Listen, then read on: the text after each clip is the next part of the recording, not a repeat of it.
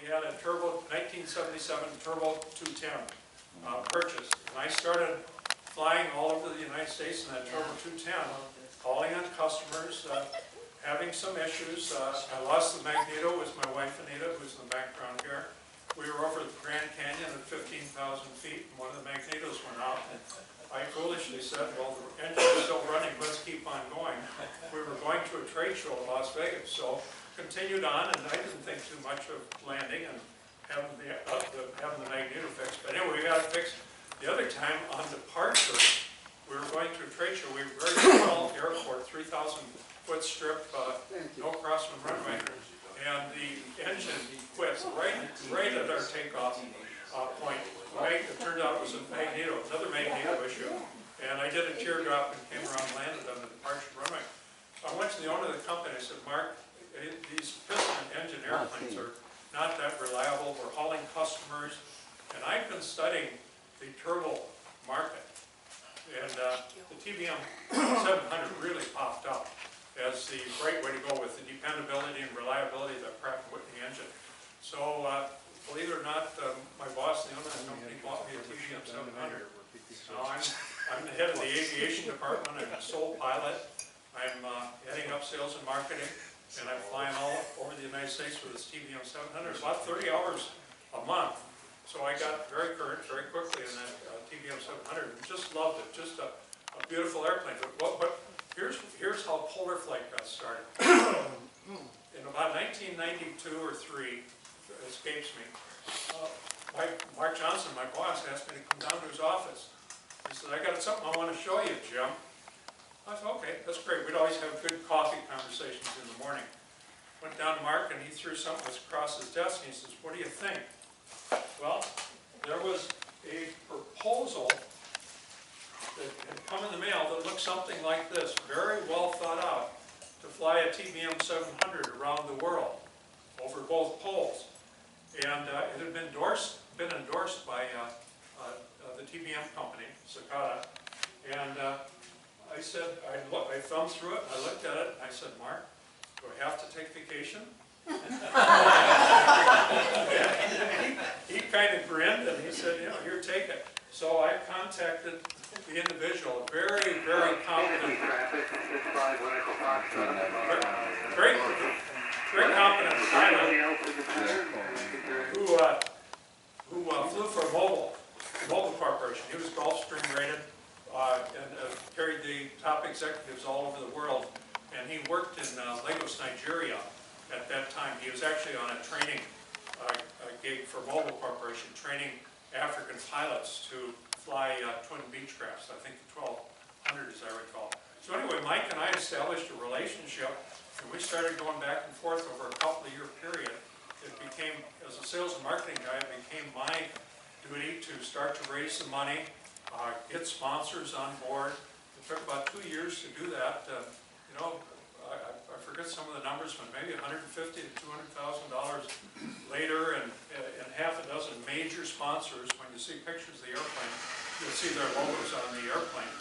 And so I'm going to send around my first picture is right before I left on Polar Flite, and my wife Anita, would you please raise your hand? My wife Anita is standing right next to me, giving me the encouragement that I needed to take off on a trip around the world. So this is when I left our home airport in western Wisconsin. You can continue to send that around. We put tanks in the airplane at the Lakeland Airport.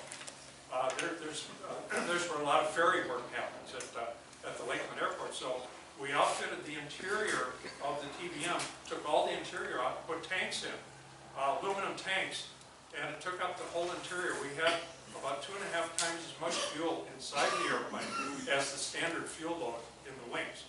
So an airplane that grossed out about 6,250 pounds, we had close to 10,000 pounds when we took off. We had to get, the FAA had to give us a special permit. They wouldn't let us fly the airplane with that much weight, so we had to go to the factory in France, who did a test flight with the amount of weight in the airplane that we would be carrying. They wrote their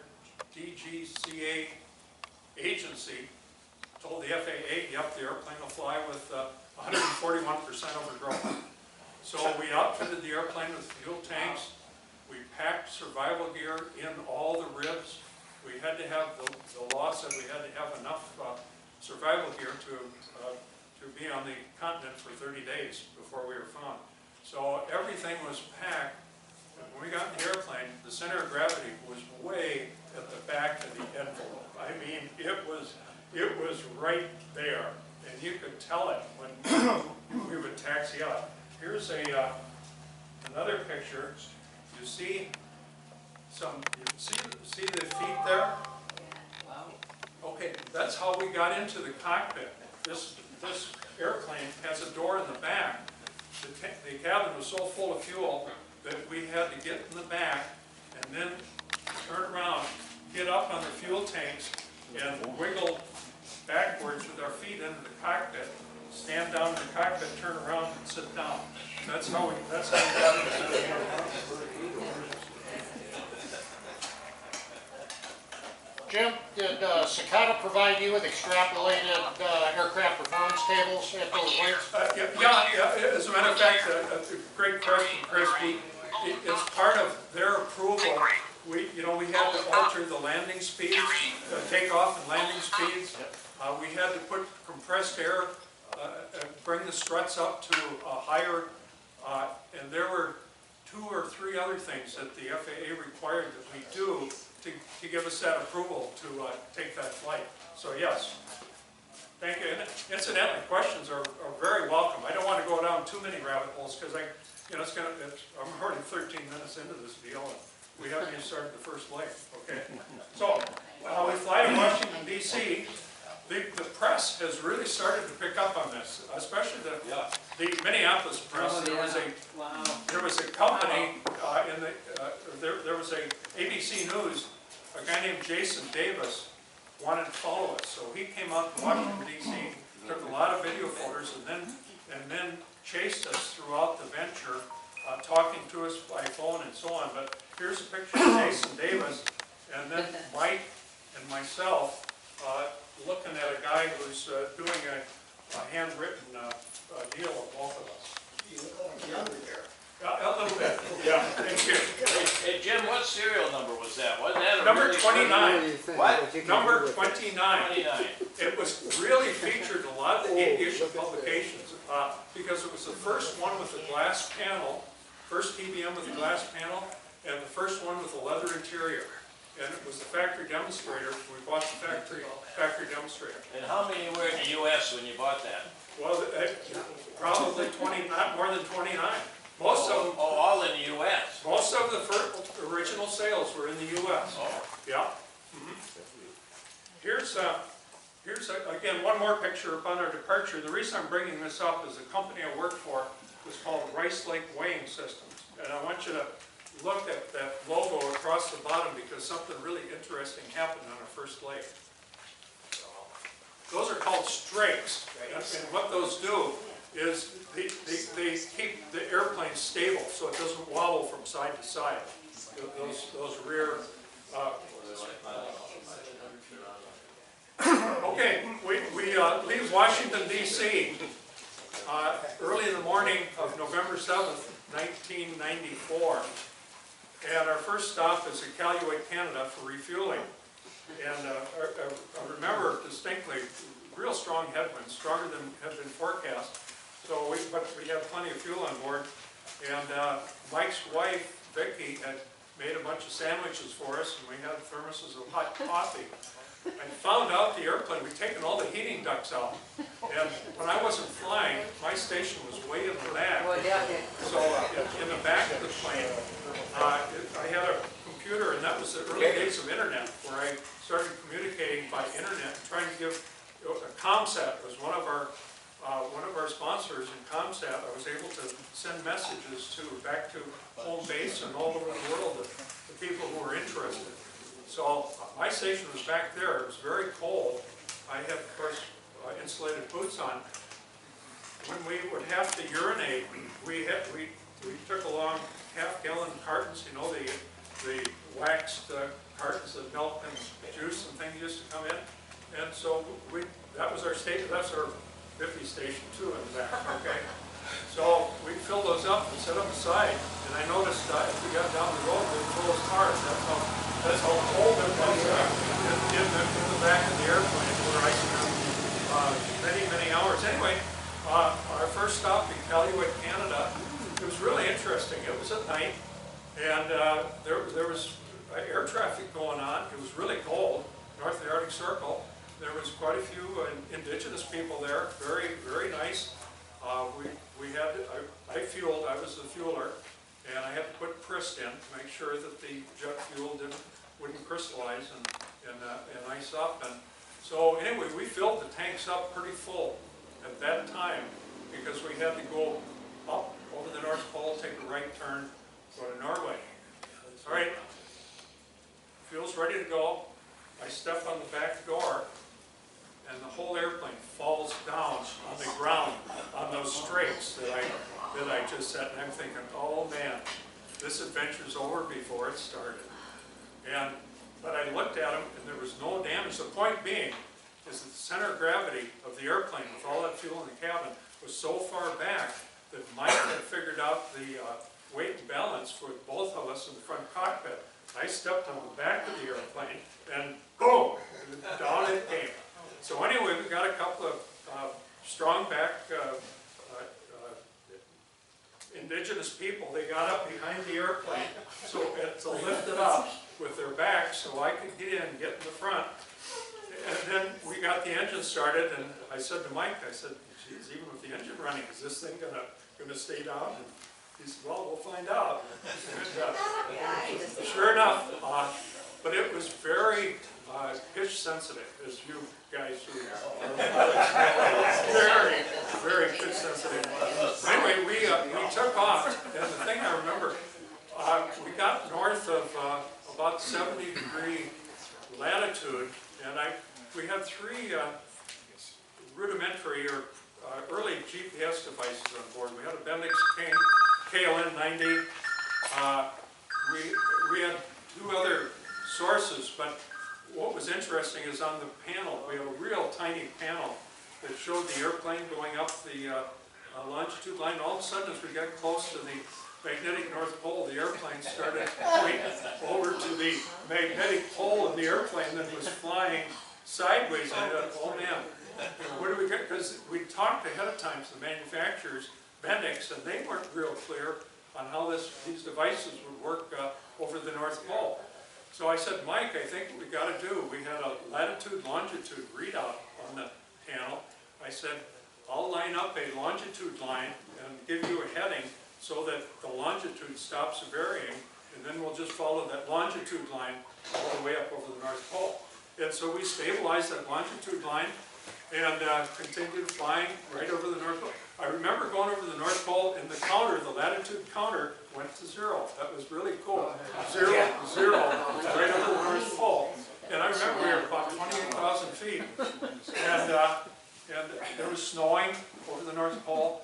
In the lights of the airplane, you guys know the fly at night, lights flashing on the snow, and it was just a really good feeling, you know, to have gotten there. We took a right turn. I think we went down the 11-degree latitude line that went down to Svalbard, Norway. Landed at Svalbard. That was our next fuel stop. Went in. It was dark and it was cold. I was cold because I'd been standing in the back of the airplane. We talked to the ATC there. They were really nice. They gave us a bunch of hot coffee, and that was my best memory of landing in Svalbard, Norway, was the hot coffee, the Norwegian coffee that we took on board. Continued our flight. We continued on down across Europe into France, and we scheduled our first overnight in France, which is where the plane is made. And the factory was really supporting us. In fact, they had given my company a loaner airplane to use while we took our airplane out of service and did Polar Flite. So when we got there, the French had a big champagne reception for us at the airport. And Mike and I are just about falling over because we were so tired because we hadn't had any sleep. But photographs and, oh yeah, here's a picture that we had a chase airplane at France, and that's what we looked like. You see a lot of fuels along the airplane. That's right over France. The Pyrenees are in the background. That's right before we landed. And here, this is my favorite picture of me and Mike.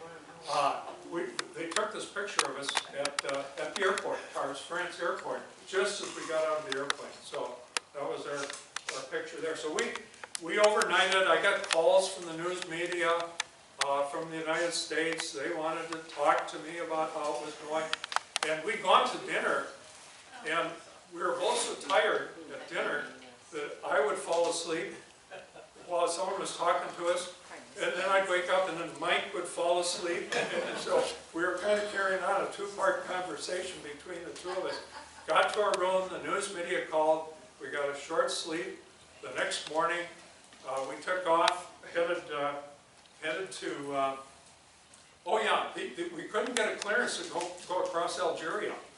And so we were thinking about having to fly all the way around the belly of Africa, you know how it sticks out, instead of going straight across Algeria.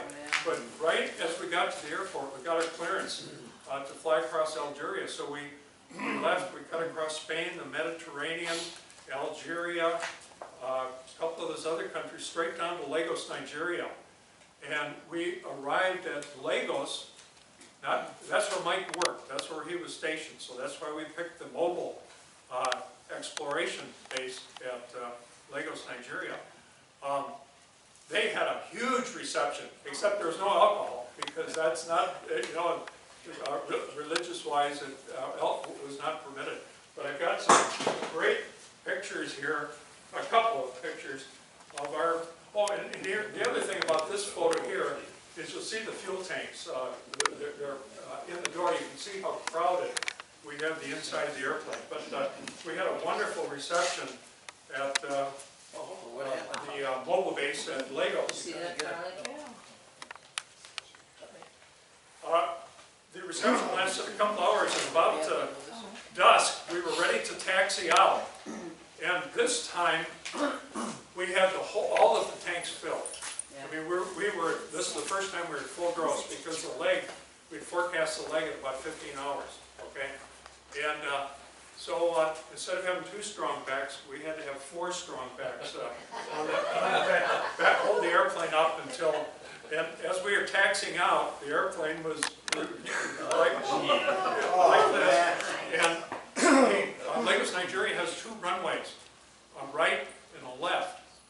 And they were using the right runway, it was lighted, but Mike wanted to use the left runway, unlighted, because we didn't have to taxi so far. Because with the struts and the load on the airplane, any turns, there was a lot of turns going out to the right runway. So Mike asked for, and it was approved for us to take off on the left runway. So we were lined up in the left runway for departure, at full gross, never been gross before. It was pretty warm. And Africa, and I said, Mike, how do you think we're gonna? Because I was concerned about the bounce in the front end. Yeah. Do you think everything's going to be okay when we depart? He looked at me and he said, Jim, I don't know. I've never done this before. So we took off. As you might imagine, the airplane is very pitch sensitive, but we climbed up right up to about 24,000 feet. And we leveled off and headed for the 0 degree meridian where the equator crosses the latitude line. Crossed that. That was one of our goals. Continued on, step climbing. And the airplane was only certified to 30,000 feet. Here's another one, Chris. The FAA told us that if we could maintain, I think, a 6 or 7 differential, we could go above 30,000 feet, even though the airplane was only certified to 30. So we step climbed up to 35,000 feet. Because if you guys run turbine equipment, the higher you go, the less fuel you use. So we needed that. So we continued to step climb. But the most interesting thing that happened on that leg to me, if you look at the fuel tanks, you'll notice that I put a old U.S. Army man on top of the aluminum fuel tanks, you know, one of those real thin things, and I taped it down with duct tape. The fuel wasn't flowing as fast as we wanted it to, from the interior to the exterior tanks. And so I had loosened the caps tanks so that the differential pressure inside would push the fuel. Well, this was in the middle of the night over the South Atlantic, and I was either crawling forward or crawling back to my station, and I noticed sparks shooting from my fingertips into this map. And I thought, geez, static electricity. And it was dramatic. I mean, it just stopped me cold. And I said, should I even move or should I keep on crawling? Because we had open fuel tanks right next to those sparks coming off of my fingertips. And I thought, well, if something happens, I won't know it anyway. So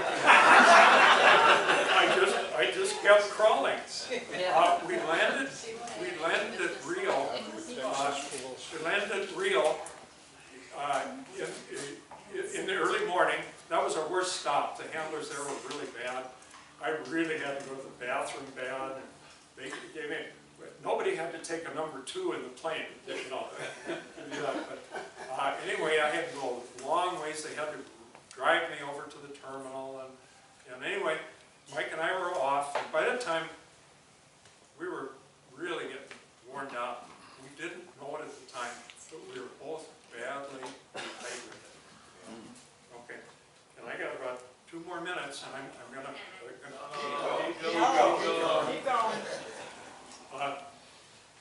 badly dehydrated, and so there was huge winds out of the south. We were heading straight south for Punta Arenas, Chile, which is the very southern tip of Chile. It was about a 9 or 10 hour leg, I can't remember which.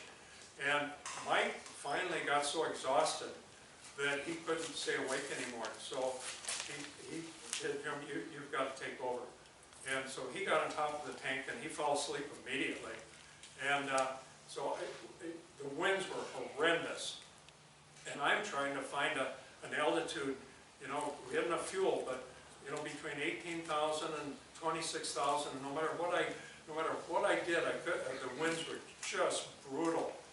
And so I decided, you know how if you look at the map, the Argentina kind of makes a curve around, and our flight plan was to go around the curve so we had land in sight. And I said to myself, well, we may not have enough fuel, so I'm going to cut across this arc and shorten up that leg. So I made that independent decision on my own, and all of a sudden I looked down, and I was worried about these headwinds, couldn't get away from them, looked down, and I saw nothing but thousands of Spanish galleons all across the ocean, as far as I could see. Intellectually, I knew this was not true, but the dehydration was starting to do this to me. I didn't know at the time, but I'd shake my head, I'd blink, I'd look down, and I'd see thousands of Spanish galleons lined up on the wave tops. And the wave tops were just rolling, even at 20,000 feet. I could see there were huge waves, but my brain was translating the breakers on the waves into Spanish galleons. Anyway, Mike woke up, and the computer, we had a rudimentary computer. Incidentally, the GPS at that time, I had to put in the latitude and longitude coordinates for each waypoint. And I had, because of my condition, dehydrated, I had double entered a leg, but it overlaid the leg on the readout, so it looked like we just had a single track to our destination, but it computed about an extra hour and a half of time, and I thought, oh man, we're not going to make our destination. And so, anyway, Mike woke up, he got back in the cockpit, we kind of sorted through it, and figured out that this was okay, that I had double entered a leg that had added about an hour and a half to the leg. So we had plenty of fuel. We got to Punta Arenas, and we were just shutting down, and we heard a noise, and I saw an indication on the standby alternator instrument that didn't look right to me. And I said, Mike, that doesn't look right. Well, we'll work on it tomorrow. But he shut down, and he said, now let's get out and clean the airplane. And I said, Mike, are you shitting me? We've been flying for 40 hours, we haven't had any sleep, and you want to clean the outside of the airplane up? We built in a 36-hour delay at Punta Arenas, Chile, to study the weather, and that's my kind of half an hour of presentation. There's lots more to it, but You didn't finish your trip. huh? You didn't finish your trip. Let's go. I want to stop there and ask if there's any questions. And, Are you gonna finish? you know, Mike and I talked seriously about it, but we didn't have any spousal support. Well, keep going. I got a question. How come why did you fly so much at night? Well, it just, we were on the go. We just, you know, the airplane was our bed. I mean, we'd only programmed 2 overnights, one in Tarbes, France, and one in Punta Arenas, Chile. So it was just, and the other side about night is night's always changing, and if you're going around the world, you know, it doesn't make any difference if it's day or night, you just keep flying. When did you do this trip? That was 1994. Oh, okay. Took off November, and our plan was to go around the world over to both poles in 10 days. So November 8th, 1994. You said that the longest flight was from Nigeria to, the longest to, Rio? Chad, no, that was our longest flight to date. Okay. The longest program flight was from Honolulu, Hawaii to Washington, D.C. Okay. I was just asking, how much fuel did you have left when you guys landed? Well, we would have had to have tailwinds to be able to make that flight, that 17.5-hour flight from Honolulu to Washington, D.C. Tell them what happened in Chile. Oh, Yep. okay, all right. What happened? Just make it quick.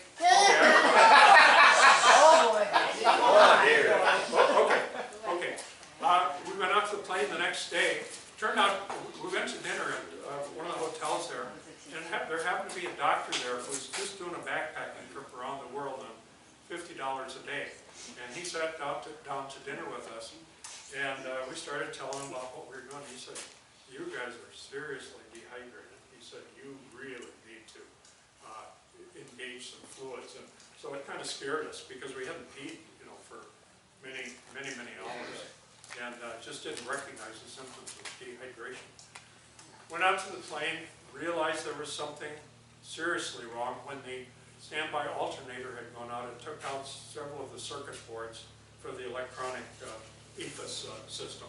So we had to get the factory involved, come down from the United States, bring the circuit boards, replace the circuit boards. It was about a 7-day delay, which was fine. We were continuing to watch the weather, got the airplane back on flight status, and at that time we had run into and been communicating with an experienced polar flyer. His name was J.C. Armstrong. His dad was Neil Armstrong. Oh. Not the Neil Armstrong that you guys know, but a Neil Armstrong from Canada. If any of you guys know Canadian, he was a famed, notable aviation writer in Canada, and I'd gotten to be good friends with him. We were about the same age, and he was going to write a story on Polar Flite once we got back. So anyway, we both delayed about a week for weather, and finally, J.C. Armstrong, his son, Neil was his dad, and 2 crew members had a weather window. They took off, and this is the day before Thanksgiving. They radioed back to us, and they were about to land at Rothera Station, which is a British research station in that area. And I got a bang on my door the next morning saying that they'd all perished. All 4 of them had perished. They were flying a twin otter. What had happened, they'd refueled, they took off, and the impact of the iceberg that was floating off the departure end of the runway. The airplane exploded on impact. No survivors. The plane burned and melted a pool in the iceberg, and there was no recovery of the remains or anything like that. So that's very sobering for us because we were relied on him a lot for good weather information. But anyway, we hitched our big boy pants up and looked for another weather window, and our plan was to land at the Chilean Air Force Base, buy fuel, and continue on across the continent. That's not a legal fuel stop. So I have $10,000 in my boot, Chilean pesos, to pay the general for fuel at the stop there. It was Tiente Marsh was the name of the airport, and a lot of C-130s going in and out of there. Anyway, we got to about the top of the descent, and we're just ready to start down. And one of the internal transfer fuel pumps failed. And I knew I couldn't fix it on the Arctic continent. And I looked at Mike, we didn't say anything, we just knew that we'd have to fly all the way back to Chile to get it fixed. The only fear I ever had was where the top of the descent failed. That fuel pump failed. And I always thought I was looking at the boiling lava. It's just an image I had in my head. And it was kind of saying, maybe you shouldn't land on the Antarctic continent. Well, we did. We headed on back. I was able to fix the fuel system. We were ready to go in 3 days. And the sea ice runway we were going to land on we had a clandestine, the U.S. government wouldn't let us land on McMurdo, but I talked to the Italians, and they had a research station in Terranova Bay, which had a sea ice runway. Well, right on schedule. It was summer down there. That's why we picked November to do this. It was summer down there. The sea ice runway broke up and floated out to sea. So we had no more runway to land on. So we had to cancel the trip. Mike and I looked at each other and said, what do we do now? We didn't bring any charts to go back home or anything like that. But anyway, we finagled some charts. We took off, headed up back to the spine of Chile, which is about I don't know, 8 or 10 hour, I can't remember. Anyway, quite a lengthy flight. We landed in Arica, Chile, and the federal police wanted to take us to jail because nobody had ever flown an airplane, not just a single engine airplane, but any airplane from the southern tip of Chile all the way up to the northern tip of Chile. Anyway, it took about 2 hours to resolve that. We then again took off up over Peru and into the Bahamas for our first overnight in that part of the country. Had a nice dinner. Mike and I talked to each other, reviewed the flight, what we could have done differently, what we should have done differently. Next day, continued on to Lakeland. Had the tanks defueled. Took the tanks out, put the interior back in, and I flew home in time to be at the company Christmas party on December 8th. So, that's my story, and I'm sticking to it.